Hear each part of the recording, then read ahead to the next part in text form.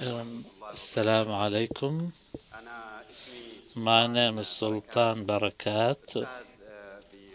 I'm a professor of political science and reconstruction in post-conflict areas from York University, and I head the Humanitarian Studies and Conflict Studies at the Doha Institute.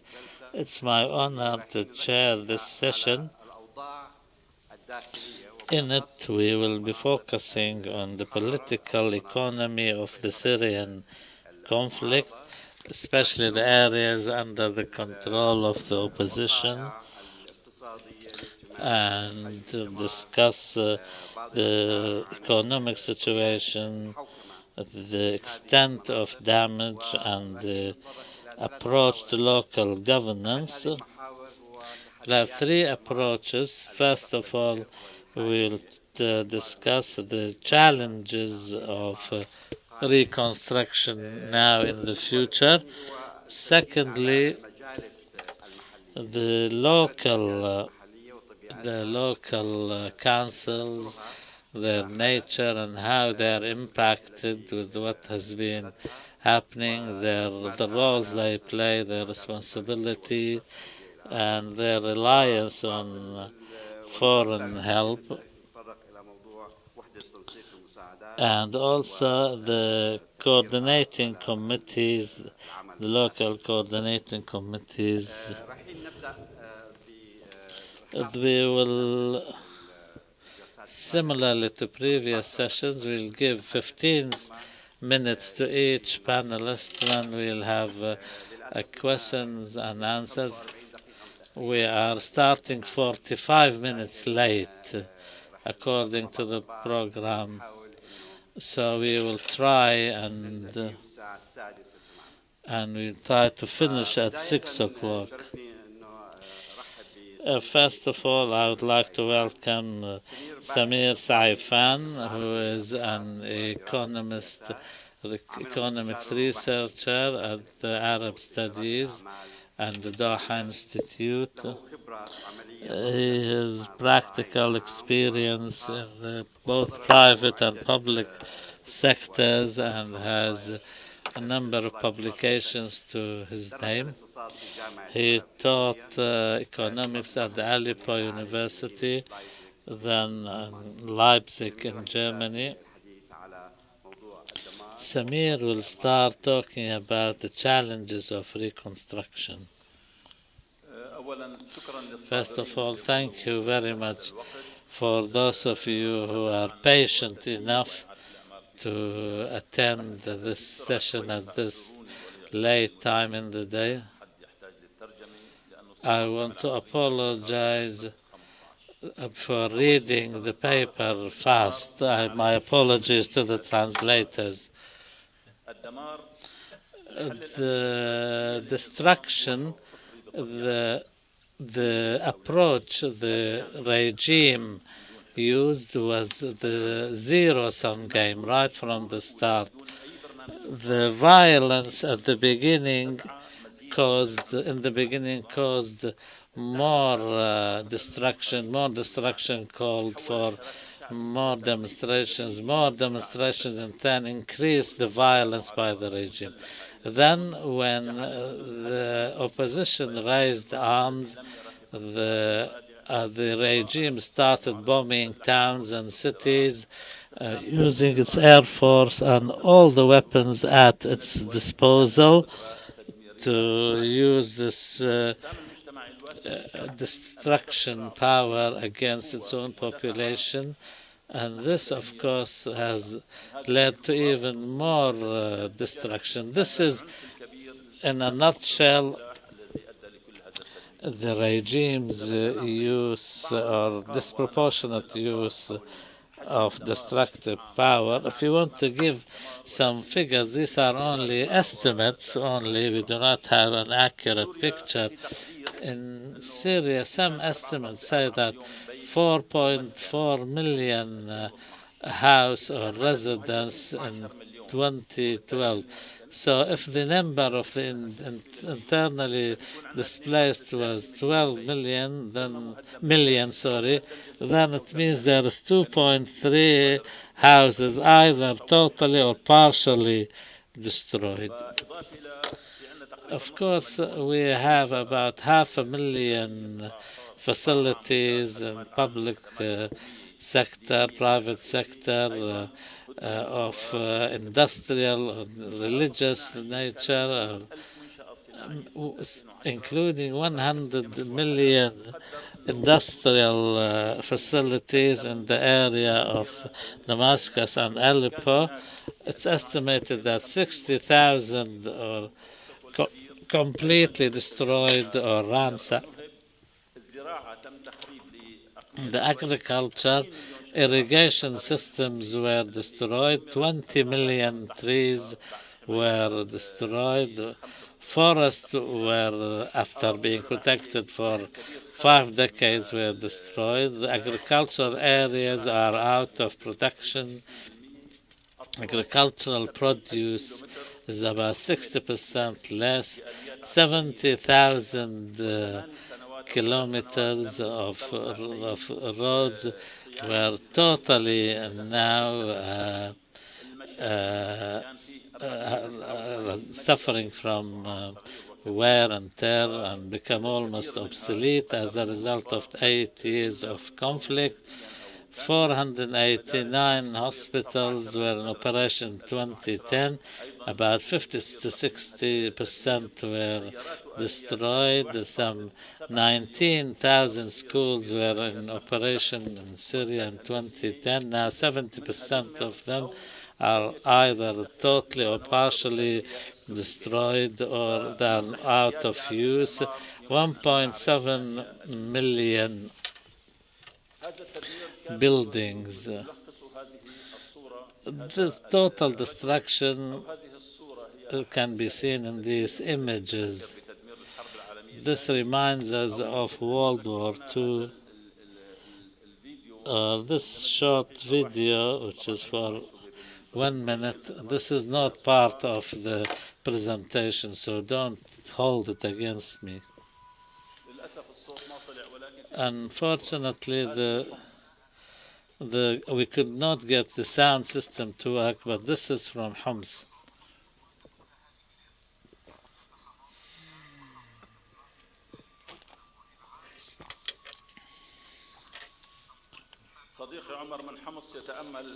My friend from Homs, Omar, can see what happened to his town.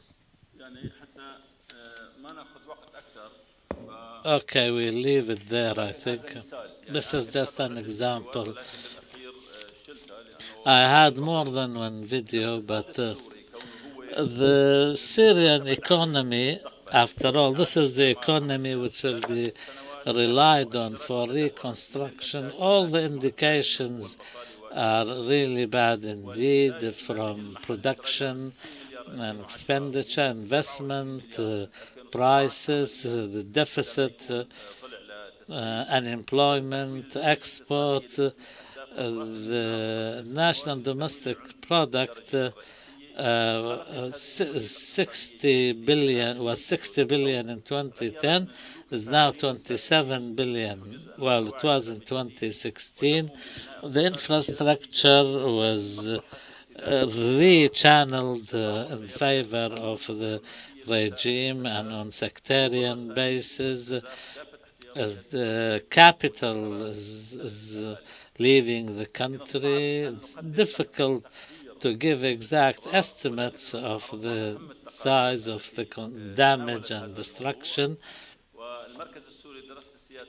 The Syrian Center for Policy Studies in 2015 estimated that the destruction is estimated at $67.3 billion, and the total loss was $254.7 billion. ESCO in 2015, in a report in 2015, estimated that the destruction is estimated $89.8 billion. The total destruction is $259.5 billion.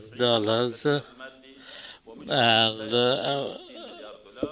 also, ESCWA in 2016 also gave similar.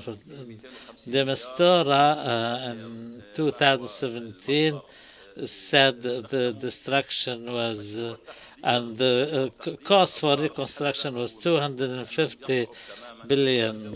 These are all estimates. We are just giving you these figures as indicators of what's happening.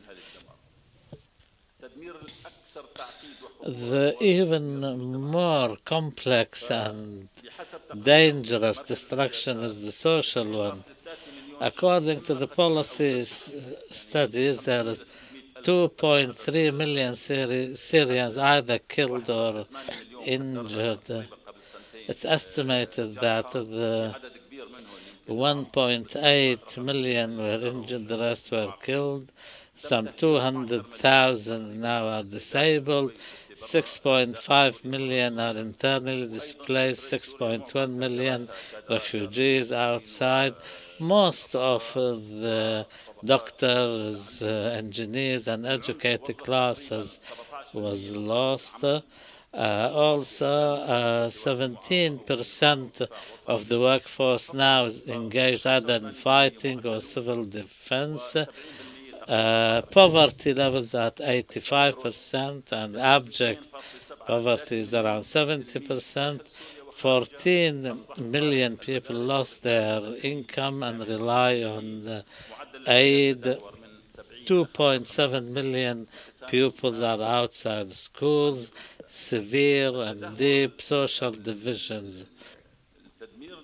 Therefore, the destruction, both materially and demographically, is constituting many challenges indeed.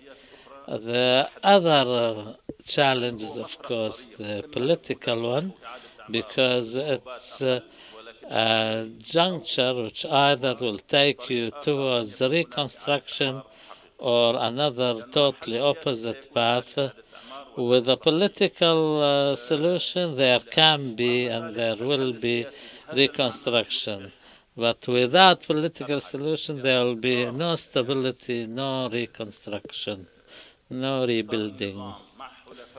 If the regime wins with its allies, there will be a reaction from regional and international powers. If the current division, the scenario of basically dividing Syria into 4 divisions, this will mean there will be no real reconstruction, only some local reconstruction at the very simple level. If there is political solution, although this does not look likely at the moment, and by that I mean local, regional, and internationally agreed solution, maybe reconstruction can happen after that with the participation of outside powers. If we look at this map of Syria with the different maps, we can understand the degree of complexity facing any prospects of a political solution. The fight over who gets the biggest share of the reconstruction cake is already underway. Some of the countries which remained inside the country and supported the regime are preparing themselves now for making gains. Iran is saying publicly that it has paid a lot and it expects to be compensated. Russia is announcing from now that it will lead the reconstruction effort in Syria and others should bear the costs, and from now it wants concessions on phosphate and gas in the Mediterranean. China has hosted in August 2017 the first exhibition or fair for reconstruction in Syria.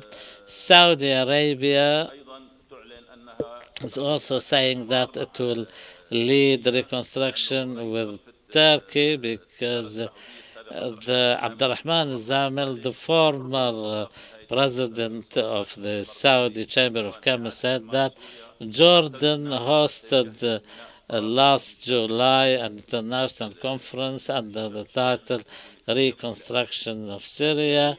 Lebanon, everyone else is now rushing into getting a share of the cake. But the question remains, who will pay for all of this?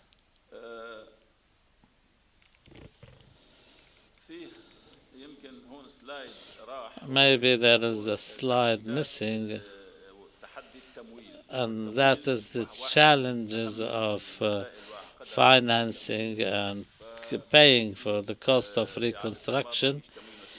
Of course, without it, there can be no reconstruction. Also, there is another challenge, and that is the return of the internally displaced. There is some 12 million of them.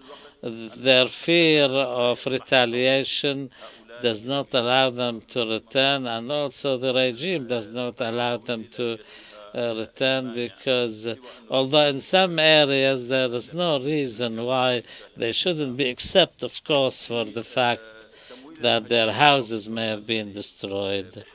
Also, the forcefully expelled requires a lot of effort, and also violence.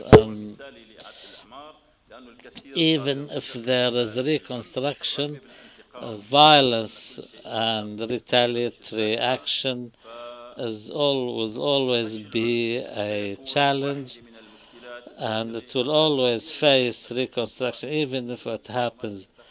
And because of the large number of armed Syrian people or the foreign militias. Okay, on the social front, 14 million Syrians lost their sources of income. Families are without any source of income. A large number of disabled people, and an entire generation being illiterate now and without education. There are also organizational and administrative challenges. It's not easy to lead a reconstruction effort, whether centrally or regionally, and who will you let take charge in the reconstruction effort? Who will? These have many challenges. Organizational changes. I'm running out of time. Of course, one of the most important aspects is the challenge of corruption. Reconstruction is always coupled with corruption, but in the Syrian case, this is coupled with many different conflicts. When you get limited financial support, how would you designate your priorities? Where will you spend the money? Of course, this cannot happen without people returning to their homes, so you should reconstruct the homes, but without electricity that may not be possible. So therefore there may be conflicts between different groups, especially if the armed groups remain at arms and do not give up their weapons, especially if there is no political solution. There are many other factors to increase the complexity of this matter. There are many details that I had to skip. The final slide, I just wanted to talk about the joint reconstruction project between the Arab Center in Doha and the Arab Center in Washington, and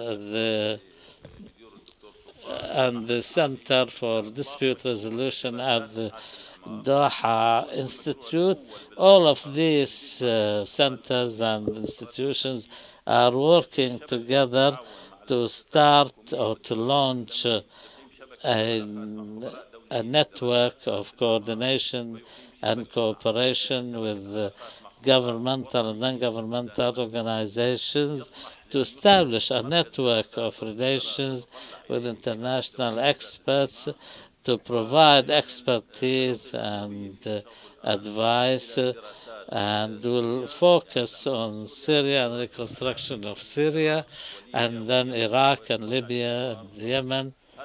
This project is still under discussion. It has not been launched yet, but we hope that it will see the light of day soon. Thank you. شكرا جزيلا سمير وشكرا لالتزامك في الوقت والتأكيد على Thank you for abiding by the time and emphasizing that reconstruction and the nature of the settlement are linked together because as some people say they are inseparable and some say otherwise. The challenges that Samir has talked about are key challenges, and it was interesting to note that he mentioned the relief challenge and the dependency on the foreign aid. However, our colleague Munaff Koman will be talking to us now. He is an economist and he worked in data analysis, and he has a BA in business administration from the Arab International University in Damascus, and he studies at the Marmara University in Istanbul. Here we're not talking about editing rather than liberalization. There's a problem with the PowerPoint. At the outset, I would like to perhaps have more time, and especially Dr. Suhair and Mr. Ahmed Tama, because the research deals with the assessment of the local councils and the coordinating unit. I'd like to thank Marwan Qabalan for the invitation.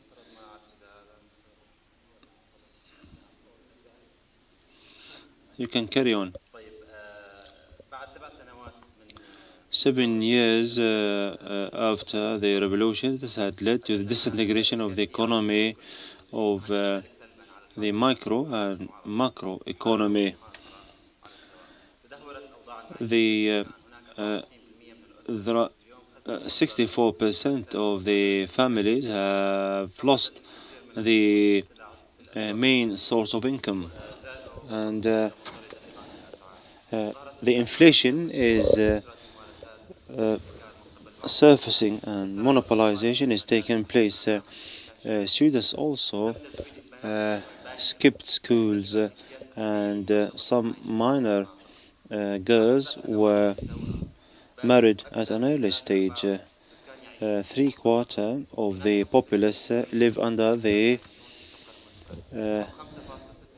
line of poverty. 5.6 million do lack food security. 90% of the families spend more than half of their income on food.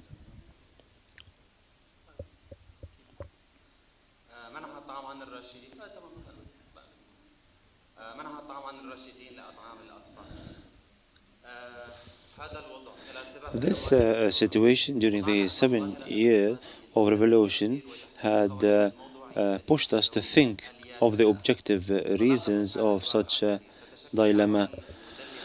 Indeed, there are indications of the importance of this research which would shed light on the livelihood of the populace and the services that they receive. And thus I've talked or I've chosen the problem of this research and the link thereby with the crisis. I have used intellectual tools from the political economy, which is defined as the science that deals into the wealth distribution as well as the nature of the economic activity of the society and the social laws of production and distribution. Being aware of such problem in order to plumb the depth of the level of the economy in Syria, we looked at the individual and the family as well as the governance represented by the national councils and the support coordinating unit. I've assessed the livelihood of the individual through three tools. The first one is the source of income. The second one is the mean income. The third is the expenditure rate, especially on food. At first, we would like to just present you with this slide that represents the source of income in accordance with the Dynamo report of February 2017. The main income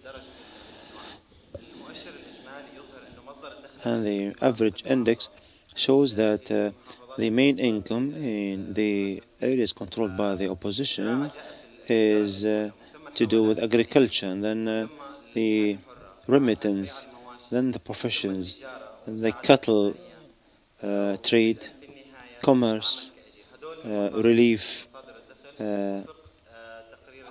assistance, in accordance with the Dynamo report for the unit of coordinating support. The agriculture has the lion's share to the tune of 49%. There are also activities that working in as an electrician or working as a plumber or a tailor and so on and so forth. 15% of the Syrians work in illegitimate smuggling that relate to the issue of militancy. Indeed. In the northeast of Forat,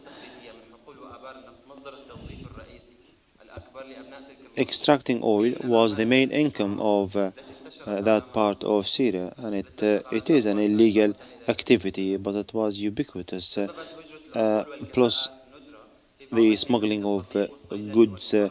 Physicians and pharmacists, teachers and translators also play a part. In addition to that, lanterns fixing shops were also ubiquitous because of the lack of electricity, because of the blackout. In accordance with this chart, this reflects the average or the rates of remittance in the south, northeast, and northwest. Remittances from abroad has been increasing. There's an error here, but I'll come back to this later. When it comes to the average income per capita, and this is a determinant when it comes to the level of the family's livelihood. First, I would like to talk about the GDP per capita. This index would provide you with information regarding the average income. Second, we can measure the average expenditure. The more the expenditure is, the less the income is. The population of the Syrians in 2017, in December, was to the tune of 18.8 million, and $1,200 is the GDP per capita. That means $100 per month, or 50,000 Syrian lira. 50,000 might be a good sum. However, it was depreciated. In Idlib, people pay for rent 75,000 liras. Inflation is burgeoning, and it is to the tune of 660%, and in some areas it is 1,200%. And indeed, depreciation of the currency was similar of those who are deceitful when it comes to selling milk. This is a metaphor. It is similar to a person who brings water and adds to the milk. So he would lose the quality of the milk and he would lose the water.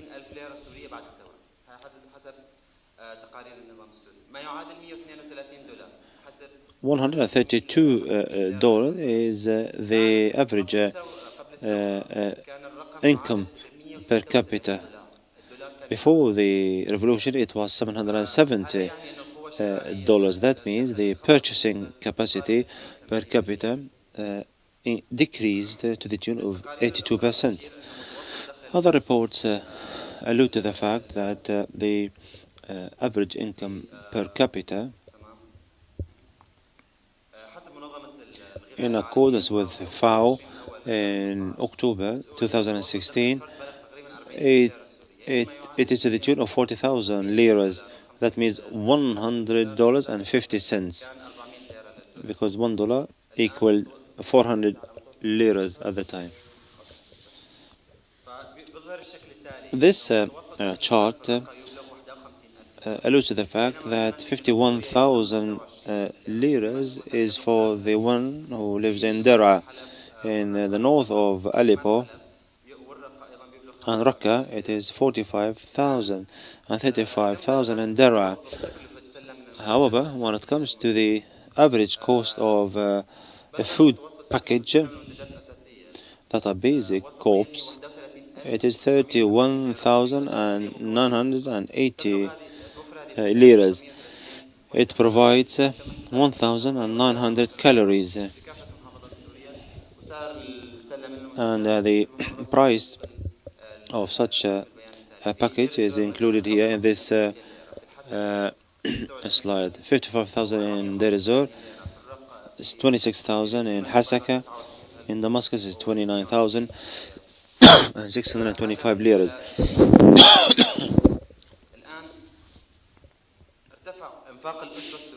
The expenditure of the Syrian family is to the tune of 100,000 liras on food per se, without talking about clothing and other costs of rent and so on and so forth, which is to the average of 230,000 liras because of the inflation that has reached 660% in June.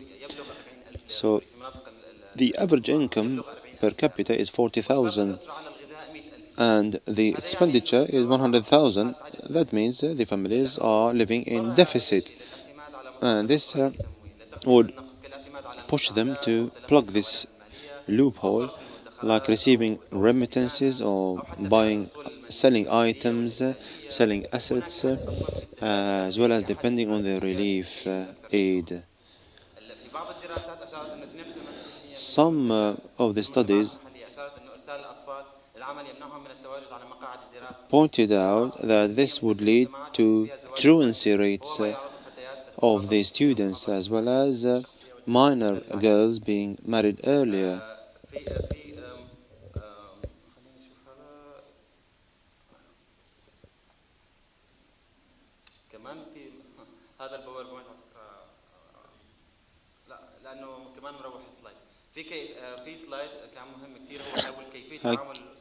There is a missing slide here that shows how the family deals with this shortage. As a matter of fact, the assets were sold to the tune of 21%, and truancy rates to the tune of 8%, participating in fights 6%, and girls being married at an early stage to the tune of 3%.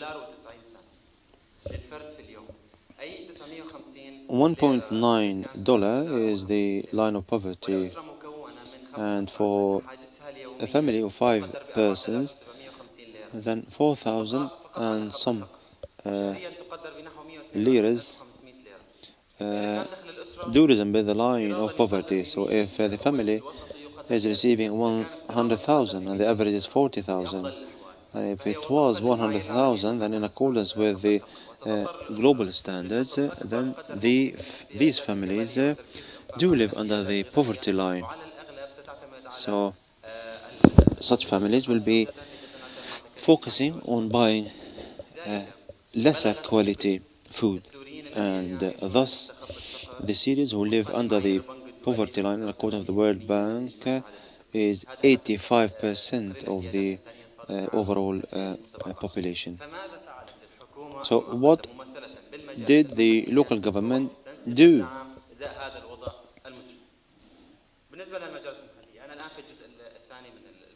As far as the local councils are concerned,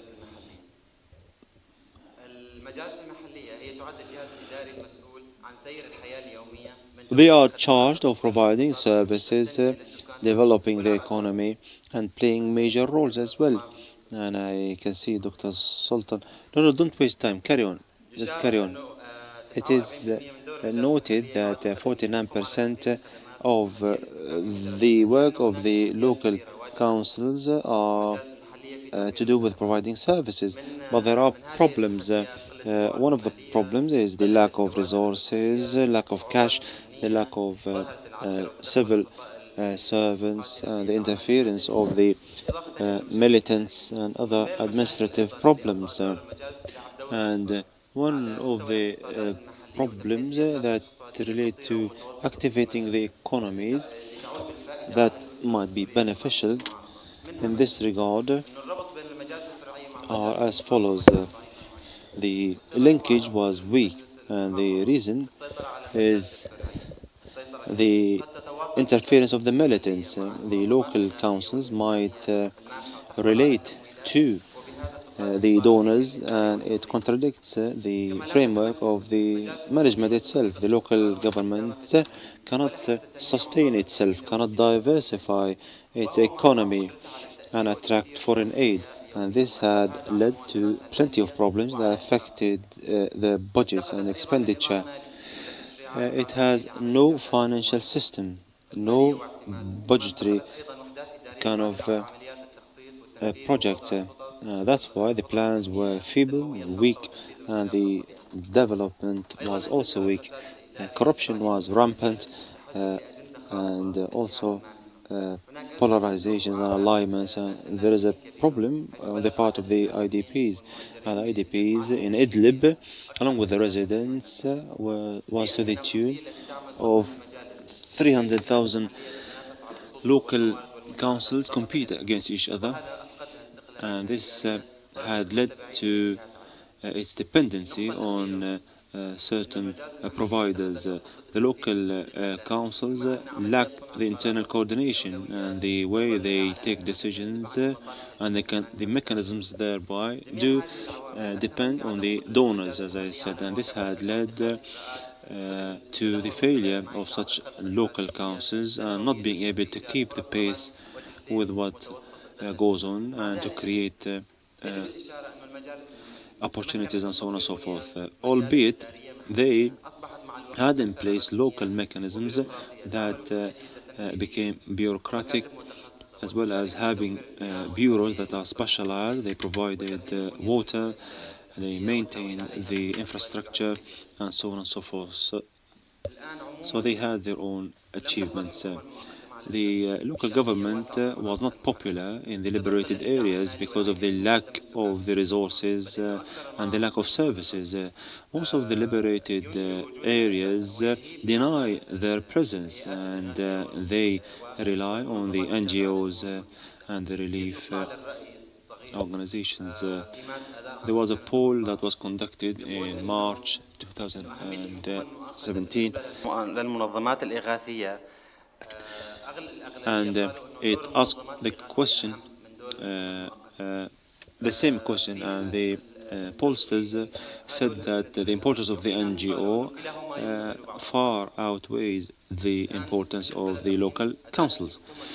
As far as the local government in the areas controlled by the opposition, most of the pollsters say that the effect thereby was meager and was not there. There are 5 functions: advocacy, project management, capacity building, and it launched a number of projects. Here we're talking about the support coordinating unit. Amongst the projects that are supervised by the unit, food security, sanitation, civil defense, protection, providing shelter, and others. Food security was at the top of the priorities of the unit.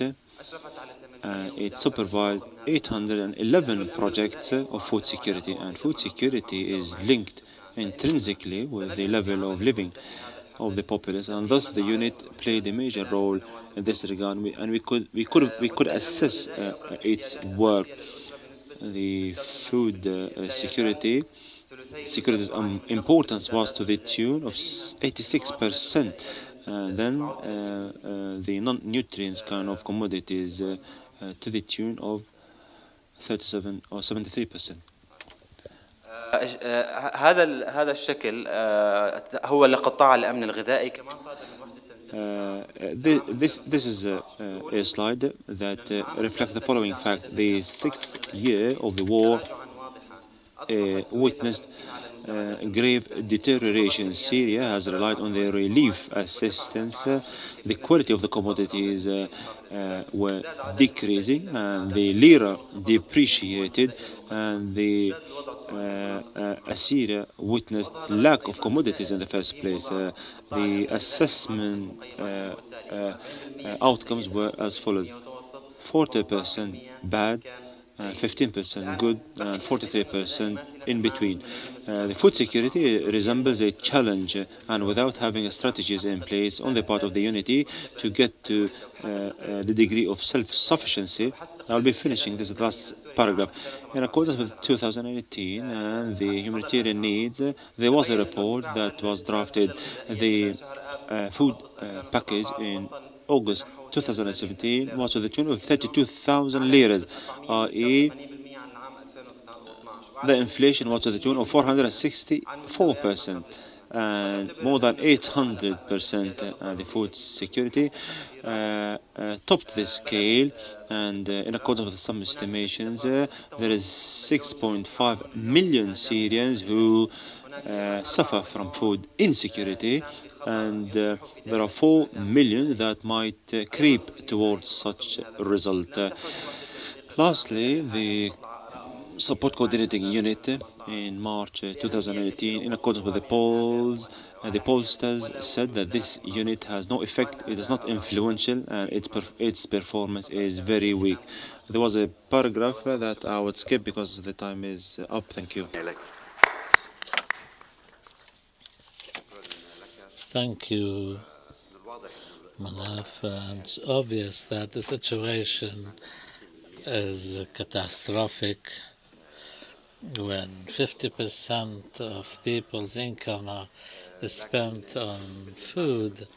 But maybe in the discussions, you can come back on this. Is the situation the same in the areas where there is armed conflict, or the other areas which are more stable or under the regime's control? You can respond later. Now, our third panelist is Ayman Al Dassouky, who is a researcher at the Omran Center. He focuses on jihadi movements and local government,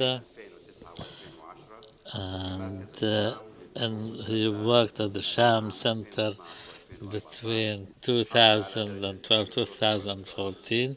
He has his BA from Damascus University. Now he is doing his postgraduate studies at Gazi University. And maybe Ayman can give us a comparison in the jihadist approach to local governance between ISIL and Tahrir al-Sham. Thank you for allowing me the opportunity. And you know the title is The Jihadist Approach to Local Governments, a comparison of ISIL and Tahrir al-Sham and the areas they control and the impact of that on the Syrian revolution. I'll focus on three main themes. First of all, I'll quickly mention the beginnings of the ISIS and the Tahrir al-Sham organizations, and number two, an approach of their different ways of local governance. Number three, the impact of that on the Syrian revolution regarding the weakening of local councils as a result. The ISIS and Tahrir al-Sham, they were not did not come into existence spontaneously. They went through a process of evolution, and in accordance to the interaction between different jihadis group, the ISIS's establishment, the beginnings were from Afghanistan and Jordan. It was born in Iraq and transformed in Syria. And you'll see from the figure in front of you how they started in 2003 from Jama'at al-Tawheed wal-Jihad. 2004, the establishment of Al-Qaeda in Mesopotamia.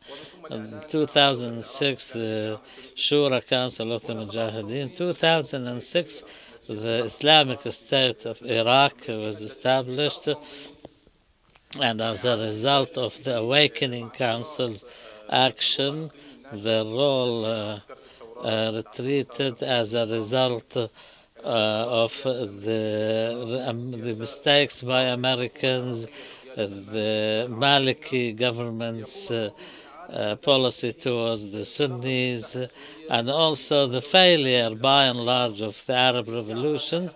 2013 saw the birth of the Islamic State in Iraq and the Levant, and then which was the Islamic State. As for Tahrir al-Sham, they started first in Iraq, but the birth and the evolution was in Syria. In 2012, it was established as Jabhat al-Nusra.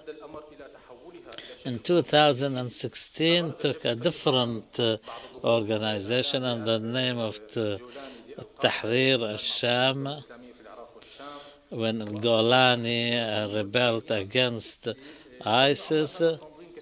2017 was the organization was turned into Hayat Tahrir al-Sham after Asitana and the increase in the international pressure on Jabhat al-Nusra and Jabhat Tahrir al-Sham. These maps compare the areas which were under the control of ISIS and Jabhat al-Nusra and Tahrir al-Sham between 2014 to until the current day. We will see now the large areas which were under the control of these two organizations now has shrunk a great deal, and now they only have the remnants of pockets here and there. Secondly, considering the approach of ISIS and Tahrir al-Sham, despite both organizations share the same ideology and objectives, but they differ in their approach to governance and some of the names and tools and mechanisms employed. For example, the Islamic States adopts Abu Bakr Naji's writings and Abu Abdullah al-Muhajir regarding the so-called jurisprudence of jihad, and also the Uthman al-Tamimi's book, and also with a particular role of the former Saddam Hussein's regime leaders in the development of ISIS in Iraq, and also the benefit from the international jihadis who came to their areas. Also, the strategy of governance for ISIS relies on three different stages.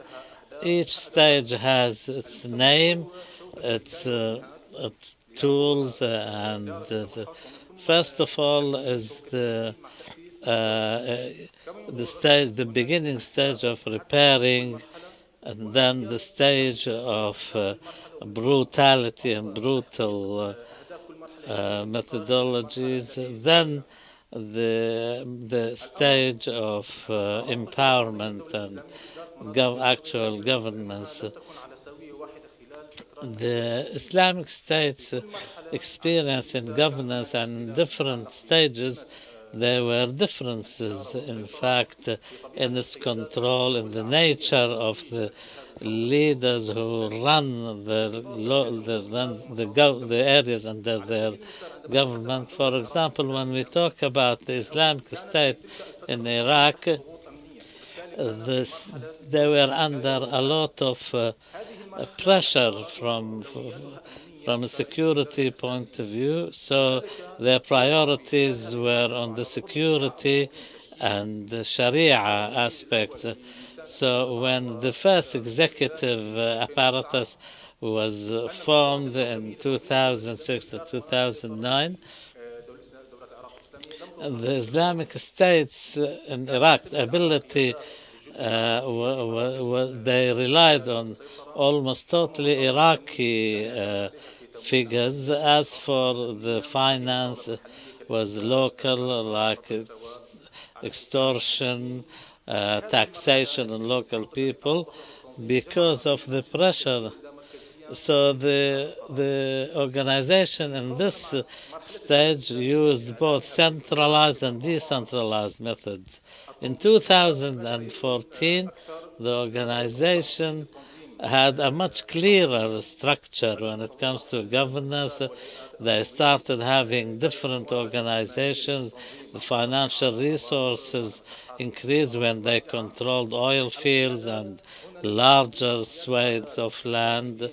And also, they started using Iraqi, Syrians, and foreigners to run their organization. Although it was the decision-making apparatus was more centralized now, although this was revised after the severe setbacks the organization suffered after 2016, and this is evident from some of its publications in which Abu Bakr al-Baghdadi or other leading figures have talked about a revision of their methods. In each stage, the organization adopted a different structure. In the early stages, they did not require a complex structure. It was more of a centralized structure to work through. As for the latter stages, since the announcement of the Islamic State, the organization has expanded the structure and it became more apparent. So when they moved to the third stage of empowerment, the structure was expanded and widened because they needed to provide the services. As for the Tahrir al-Sham, they had different ideological groundings, like their main they relied in their ideology on the Salafist Ikhwani Muslim Brotherhood writings, and also Marwan Hadid and Abdullah Azzam bin Laden and Dawahiri's writings, also Abu Mus'ab al-Suri's writings, and this is evident in the strategies they employed in their governance. At the first stage, when they begin to build the nucleus of military power, then they move to the stage of construction and building, then achieve dominance. And you will see this quite clearly from this figure. For example, you see in this figure, this is from one of their documents which explains the structure Tahrir al-Sham adopted, which is similar to what the Syrian regime or government adopts. So this is an important point. This means that they realize that it's important to be more compatible with the local systems and more acceptable. As for weakening the local councils, either to finish the move completely, as what ISIS did, or containment or exclusion, like what Tahrir al-Sham did. I'll give some figures. For example, the number of local councils reached its peak in 2014 with 950. Now we have something like 300 or so, and this is the biggest fall in Syria. As for the formation of local councils, either through elections or consensus, and local councils are divided between two things. The Salvation government, which controls about 28% of the local councils, and the transitional interim government. And the role is a mixture of developmental and service providing.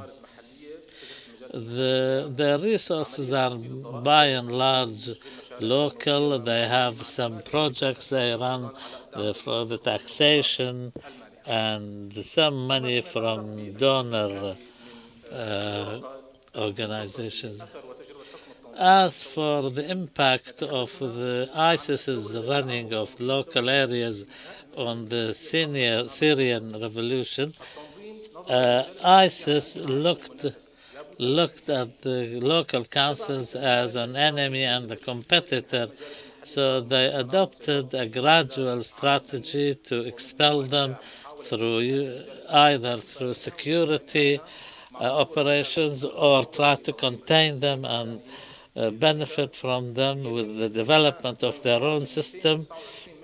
229 councils under the area under the ISIS control were finished off in this way. As for Tahrir al-Sham, unlike ISIS, saw either an opportunity in local councils if they manage to benefit from them and utilize them to serve its own salvation government, or if they become independent and compete with them, then they'll become a source of threat. So therefore, Tahrir al-Sham's approach was more pragmatic, either through cooperation, inclusion, or try to contain them. This map shows this map is prepared by Nawar Oliver from Untitled Center. It shows the areas where Tahrir al-Sham is concentrated in the north and northeastern areas, and the Syrian revolution had Tahrir as a result of Ahrar al-Sham, and Zinki's alliance controls the eastern parts of Idlib governorate. Thank you. شكرا جزيلا أيمن. نفتح الآن المجال للأسئلة. We'll throw the floor open to receiving your questions. We've got only 20 minutes and we have to finish at 6. Please, could you be succinct and pose the question? معاون وزير الإدارة المحلية سابقا بالحكومة السورية المؤقتة. طبعا مشكورين الأساتذة اللي طرحوا الدراسات، الأستاذ مناف والأستاذ أيمن حول الموضوع. I'd like to thank you for your contribution. Mr. Munaff ought to have talked about the objective kind of circumstances revolving around the local councils. There are plenty of issues here, but I would like to talk about some of the challenges encountered by the local councils.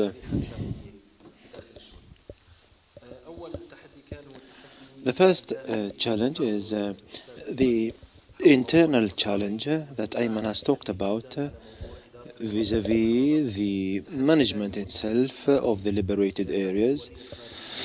The other challenge is to do with the lack of central funding and supporting the units following a kind of decentralized method.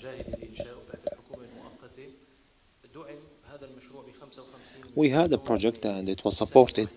بالمقاربة كانت كل الحكومة المؤقتة في عندها 50 مليون يورو with 55 million pounds, although the other local councils received only $50 million.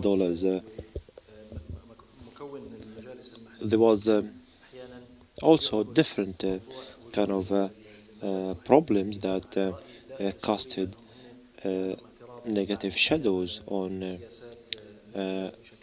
what went on at that time because of the opposition to the Itilaf. We had 700 administrative unit and the local government or the local councils depending on an incremental unified kind of system. It had in place a unified system on the level of the governorates. I just wanted to say that the circumstances at the time were very difficult, and as far as Ayman is concerned, indeed, there were competitions between the local councils and those who managed the bakeries and also the Sharia Council on the part of ISIS. Thank you.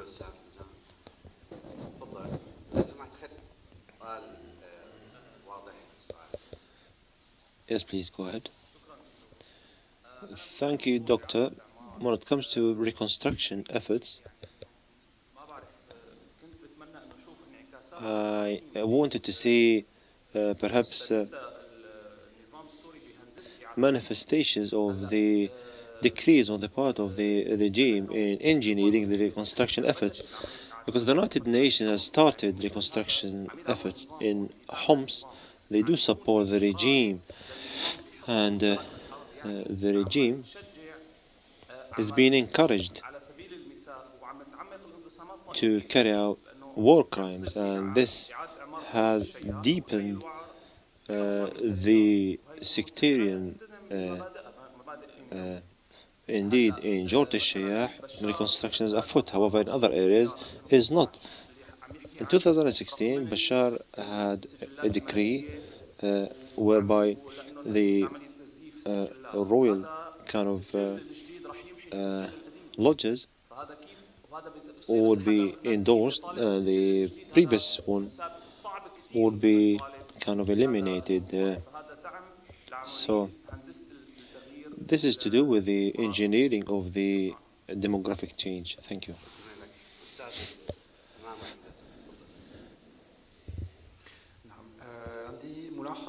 Yes, I've got an observation on what Ayman has said. You have talked about the Hayat Tahrir al-Sham and the intellectual sources, and also the Ikhwan resources. What are the links here? And there are some lexicons like the revolution and the amendment of the jihadi discourse, but as Ahmed Baz Zaid has said, it is a pragmatic kind of change and no more, no less. I would like to thank the panelists. My questions are direct. Mr. Samir, undoubtedly reconstruction is organically linked to sustainable stability and the lack of violence thereby. However, as you said, there is a scenario that is similar to the decentralized reconstruction in accordance with different areas. This will be of service of the regime to answer the development-related questions. Could you shed light on this point? Mr. Munaff,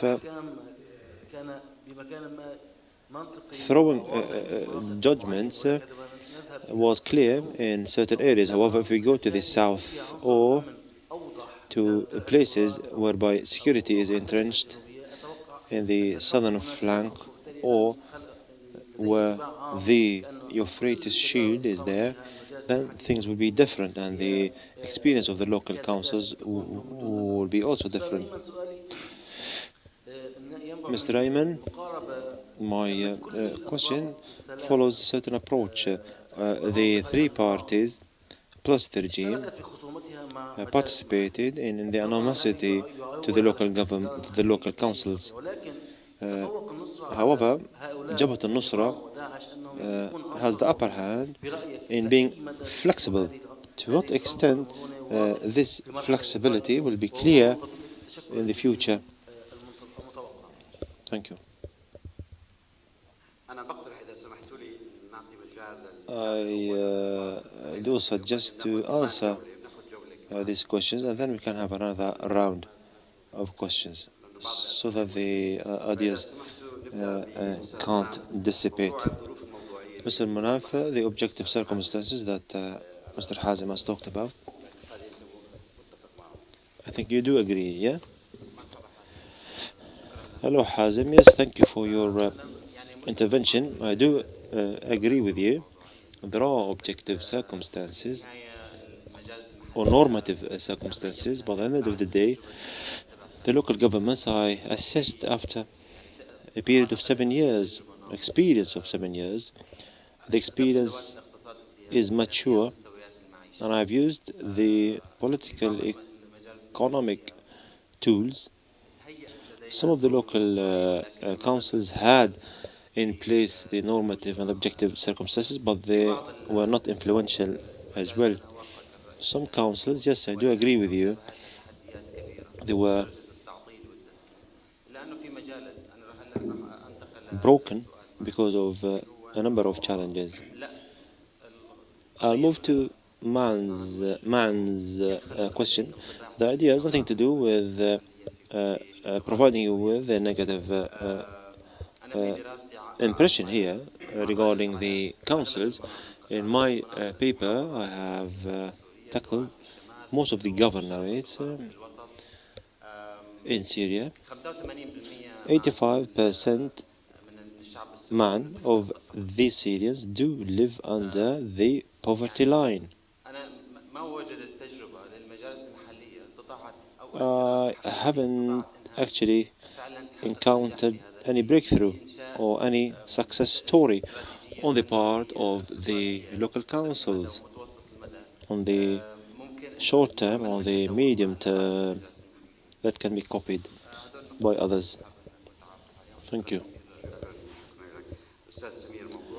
Thank you, Mr. Samir.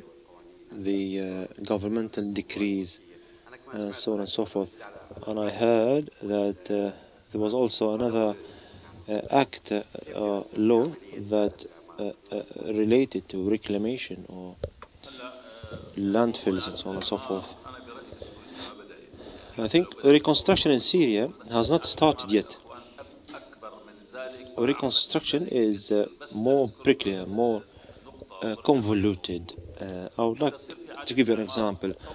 For us to have reconstruction, this huge sums of money, you need the help of the EU, the Gulf states, the USA, the United Nations, Russia, China, Iran, and Syrian businessmen, and all to press ahead with the economy. These objectives are not there, these conditions are not there,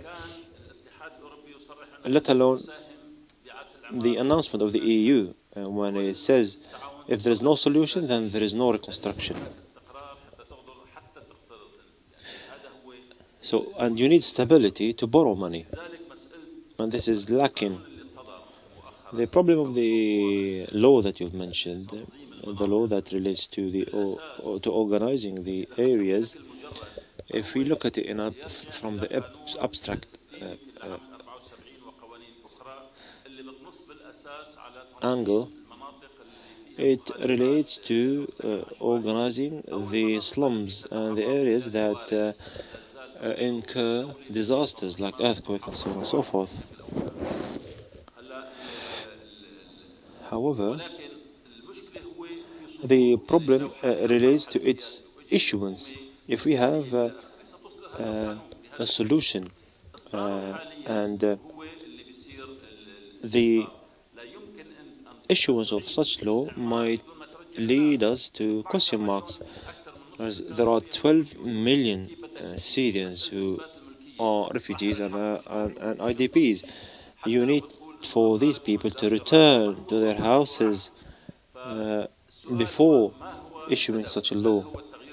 So what's the reason? Is it a demographic mess-up formula? Some businessmen as well who have ambitions in the areas that are close to the urban territories, they have their own ambitions for them to buy these kind of plots of land. The regime wanted to reward these people because they supported him. So it is not high time for this law, and the question is to do with its utilization. Thank you. Ayman, the issue of flexibility and so on.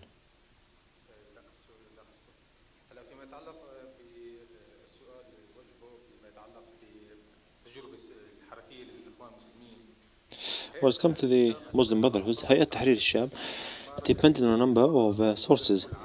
I haven't talked about every single factor, and the issue thereby.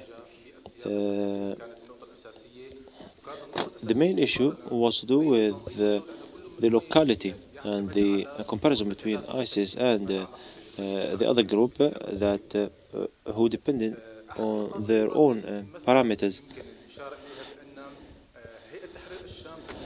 Hayat Tahrir al-Sham leans towards political activities like the rescue kind of or emergency government, because it absorbed the previous experiences of the Salafi jihadism and also ISIS. As for Mr. Mann and the reformulation of the Hay'a and so on and so forth, Hay'a Tahrir al-Sham, when they adopt similar structures of the state and when they reproduce these structures, then this will be part and parcel of the governance itself. Even if we say that there is a propensity to exclude them,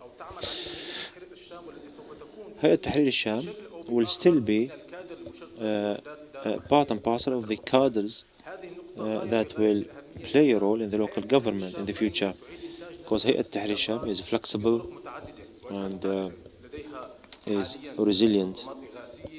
They have relief agencies, they have proselytizing units through mosques, and Hayat Tahrir al-Sham, its strategy is for it to be sustainable.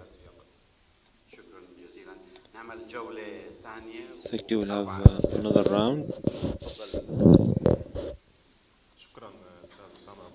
Thank you. My name is Samir Abu Zaid.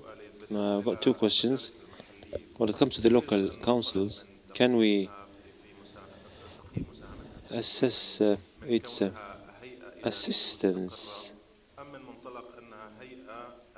as they manage the losses during the war, or a different kind of management agency or authority?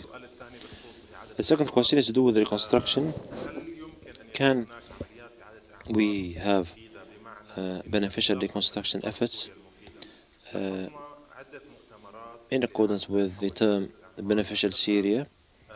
We had certain initiatives of reconstruction lately in Lebanon with the cosmetic sponsorship of the Lebanese government, but in fact Hezbollah and the own liberal national current were supporting such reconstruction efforts.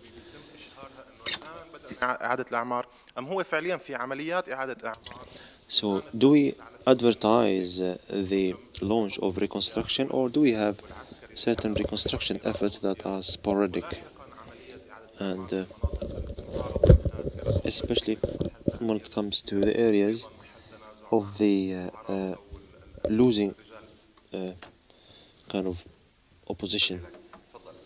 Thank you. The question is for Mr. Ayman. You have talked about